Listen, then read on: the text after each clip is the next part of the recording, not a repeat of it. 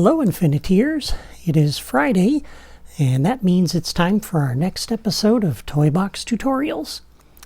Our topic for today's lesson is the Lunar Outpost Gantry Claw. This toy is unlocked in the Marvel Battlegrounds playset by completing Challenge 17 as Ant-Man. Once it's unlocked, you can find it here in the Gameplay Toys drawer. And this is a very interesting toy. So let's take a look at the logic connections and properties first, and then we'll talk about what we can do with it. And just so we can have a place to, experiment with this thing, I'm going to pick this piece of terrain up, put it back, and we'll drop another one out here.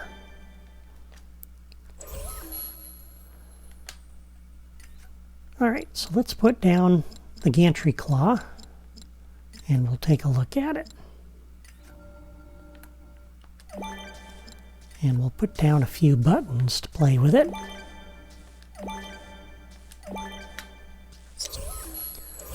Okay, so first thing we'll do is look at the behaviors. So when you try to connect a logic toy up to it, you'll notice there are three behaviors.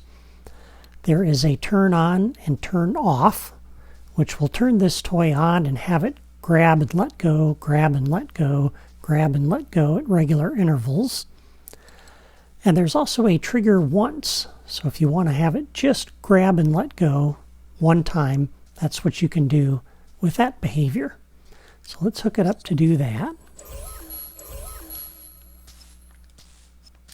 And we'll hook these other two buttons up to the other two behaviors just so we can experiment with it a little bit. Because I know most of you probably have not played around with this and weren't really sure what to do with it. So let's take a look. Alright, so if we push the middle one on, middle button first to turn it on, that's what it does.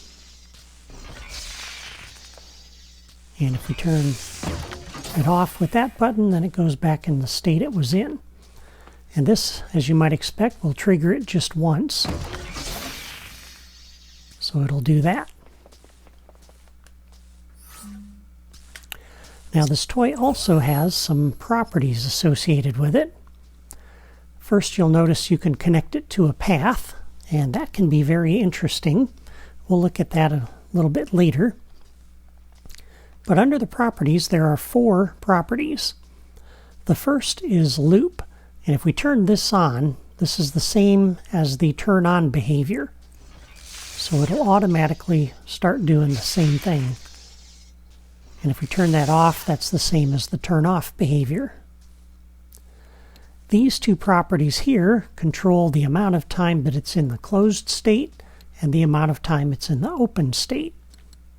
So if we turn that on, for example, we can have it stay open for like 4 seconds. Before it closes. We can also do the inverse, have it stay closed for 3 seconds, and then it'll release. So you can control the amount of time it stays opened and closed.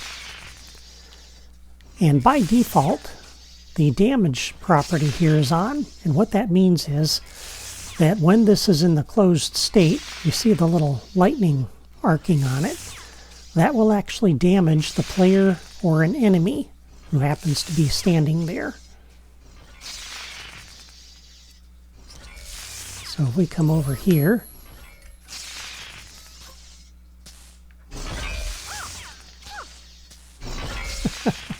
so you can see that took a nice chunk of health out. But if you don't want it to damage anything, you can turn that property off.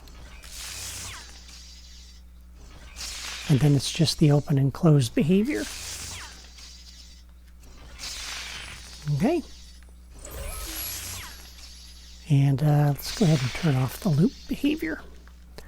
Alright, there are some trigger signals as well, and these correspond to the behaviors.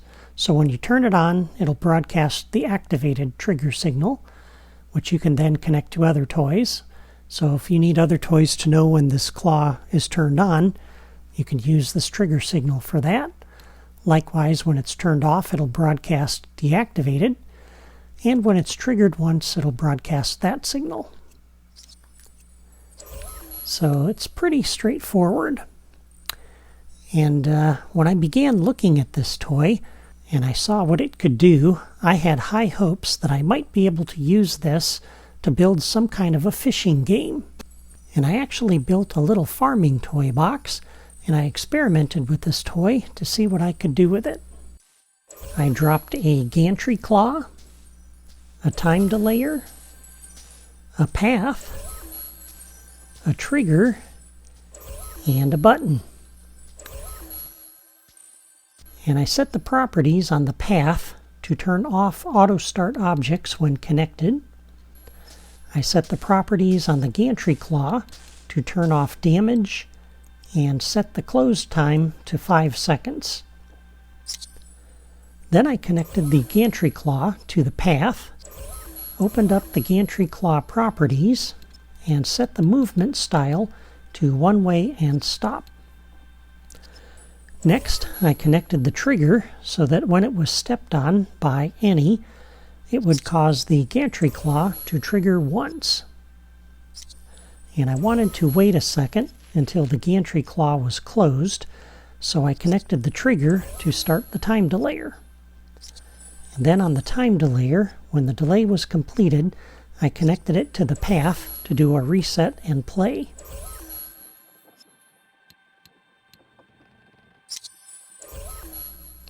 And finally, I connected the button to the path so that when the button was pressed, it would do a reset and stop. And when I was all done, I tried it out, and here is how it worked.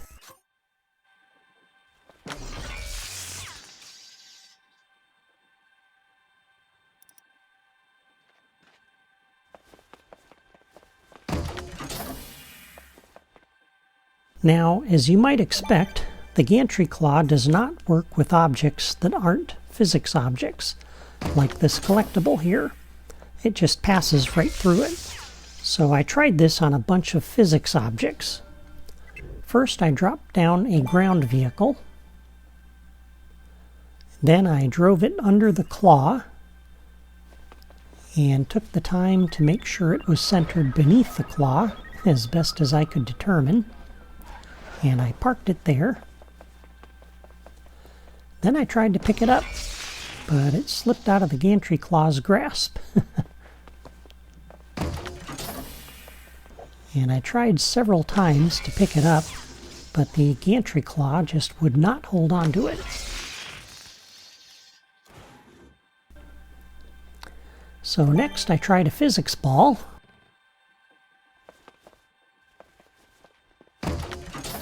And as you might expect, it wouldn't hold on to that either. And I tried a variety of physics balls in case the size or shape would make a difference, but it did not. And I thought maybe the football might work because of its shape, but it was too big. The claw just pushed it out from underneath it. I tried the Dunbrock liftable rock, and that didn't work either. But it did pick up the kiln liftable block.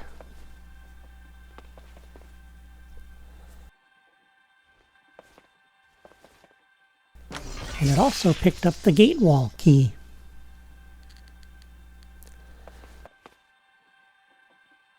I also tried a mount. I placed Bullseye under the gantry claw.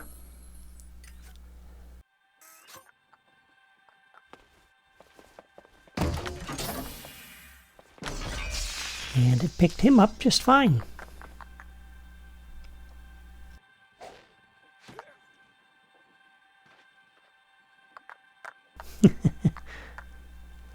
Next, I tried a cast member. I built a little fenced-in area here to keep him from wandering, and then I dropped ham into it. And I placed a trigger and a button way up on top of this cliff so I could see down into the fenced area and I waited for Ham to wander beneath the claw. I tried a bunch of times to catch him.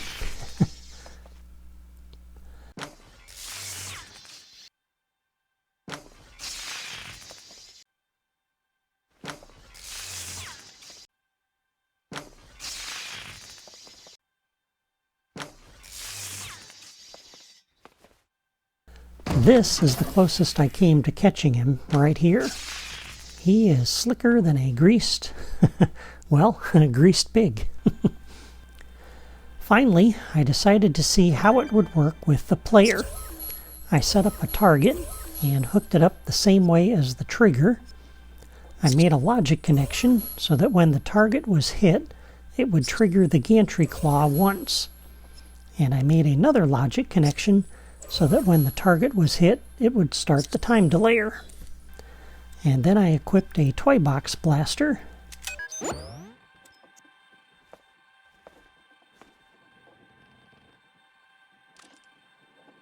And I tried it out. Now on my first attempt, it turns out I wasn't standing directly beneath the claw. So I reset it and made sure I was standing centered right beneath the claw.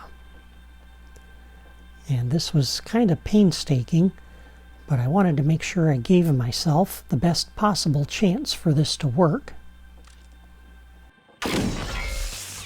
And it did work.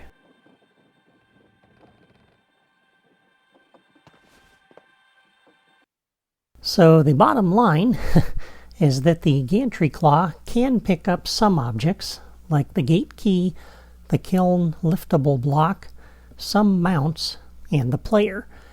But positioning has to be precise, and the object must be placed directly beneath the claw, or it will not work.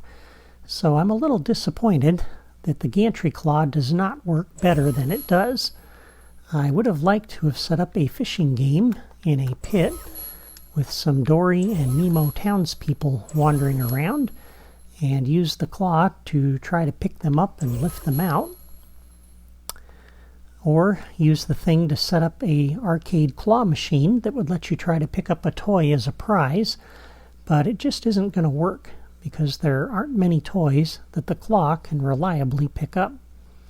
About all you could do with it is to try to pick up a gate key or a kiln block, maybe try to retrieve it from a moving platform or conveyor, or try to rescue Bullseye from a little island in the middle of some lava. So you can use it for some extremely limited kind of fishing activity, but I just don't see how it could be used to build anything more elaborate than that. But there are some other things you can do with it, like turning it into an obstacle for the player, and so that's what I'm going to do with it here in my factory. And I've dropped a couple of blocks down here ahead of time. You can kind of see how they're positioned by looking at the supports underneath the conveyor there. This first one is centered on the fifth one past this conveyor seam, and the next one is centered 4 supports past that. And you'll notice it's overlapping the conveyor a little bit. So what I want to do is put a little barrier here so that the player cannot go around the claw. Alright, and let's just have this look a little bit decent. So we'll kind of build something that looks like it belongs here.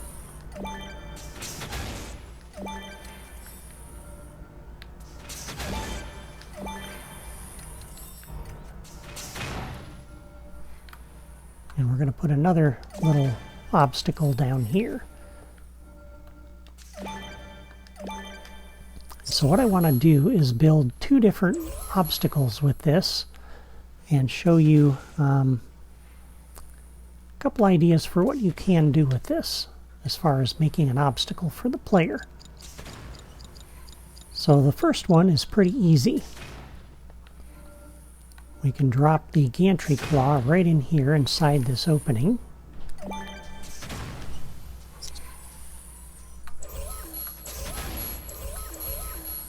And then set the properties on it to turn looped on. And that is all you need to do. You can leave the rest of the properties the way they are. So that's kind of a simple obstacle. It's not really much different than the chopping blades over here or the smashers, but it's a little bit different looking. So we want to try to sneak through when it's in the open state, not when it's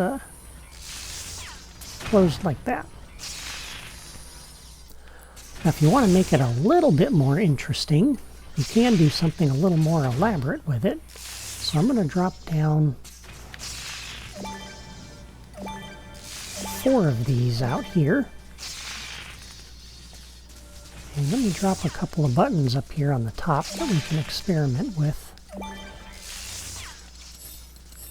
And we're also going to put down a path. So we're going to have these 4 claws moving around a path. So we'll place the first point there.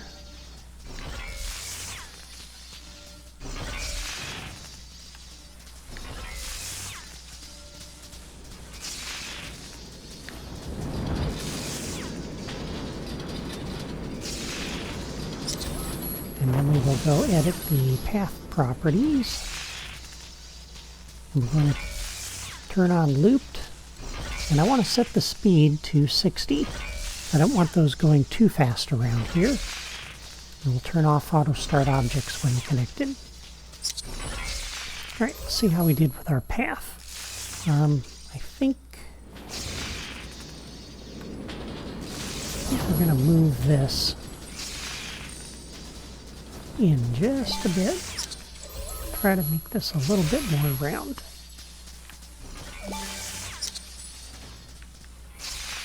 That looks pretty good. Alright, and we'll hook this button up to the path.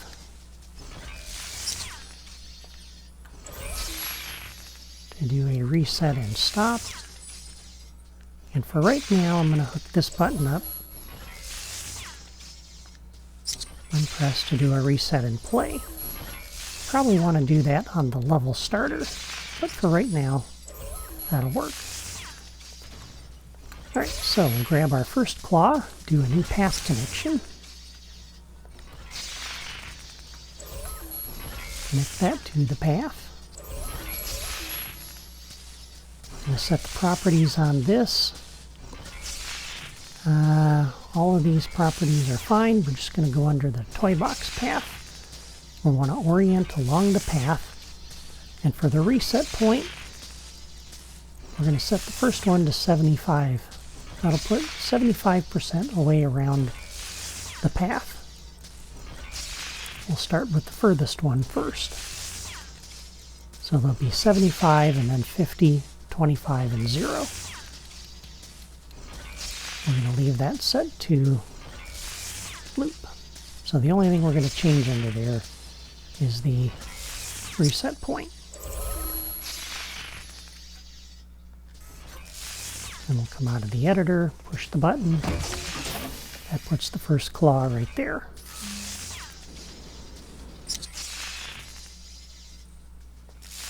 Second claw. New path connection.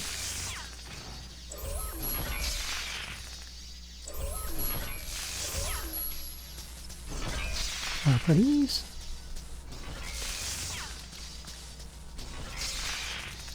Put this one at 50.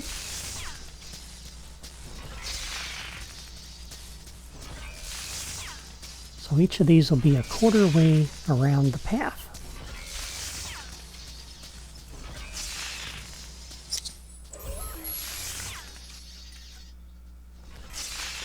The fact that you can connect these to a path makes this interesting, because you can do some interesting obstacles or puzzles with this. Alright, next one.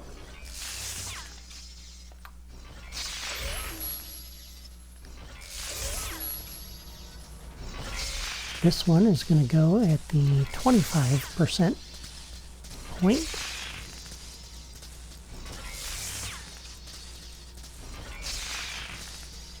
By the way, orient along path. Did I do that with this one? I did not. I don't think I did.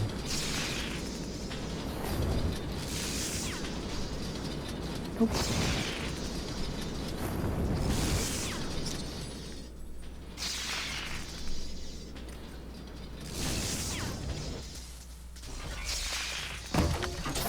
And then the last one will be pretty easy, because we don't have to change the reset point.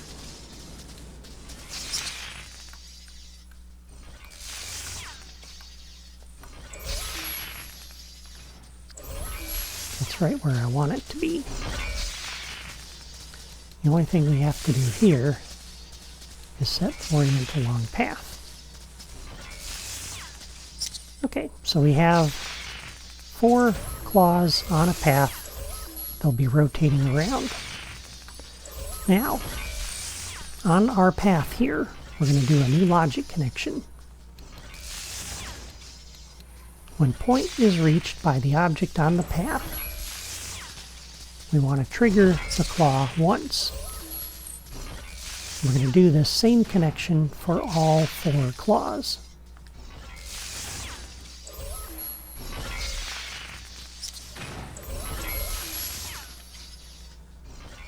So all of the claws will trigger at the same time as soon as any of these cross that starting point.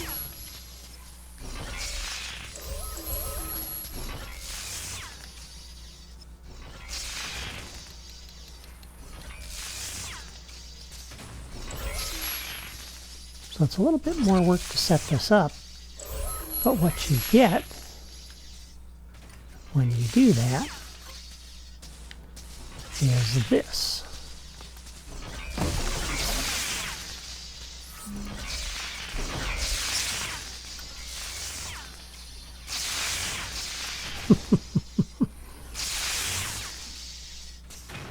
That makes this kind of interesting, because